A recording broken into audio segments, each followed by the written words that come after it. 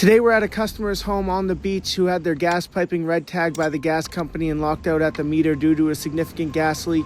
Now, if you don't already know this, we're located on the seacoast of New Hampshire, and this is right on the beach, and you might not realize how brutal the salt water and in the air is on the black iron, especially if it's not protected with a sleeve. This was the piping going through the side of the sill of the house, and as you can see, it's completely rotted through. Trusty rusty, bro.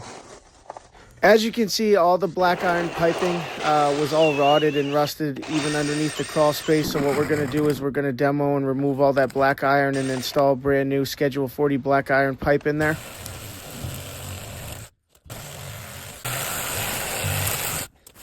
Then where the black iron is going to penetrate through the side of the house, we're going to give it a PVC shield with some 1.5" Schedule 40 PVC.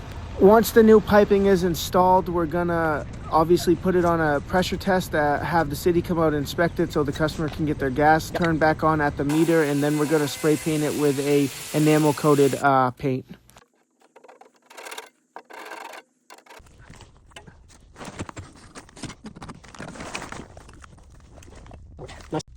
I probably could have wiped that off. Fuck. Oh, who gives a fuck? Shit signals and people's safety.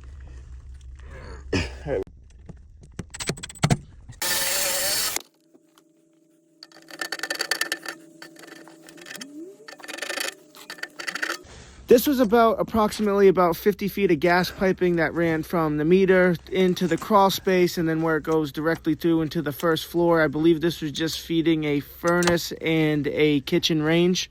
Once all the gas pipings ran, we dry fit everything. We threaded onto one joint. We're going to be using mega press fittings to connect all this gas piping together from obviously the crawl space back to the meter, or we ran it from the meter back to the crawl space.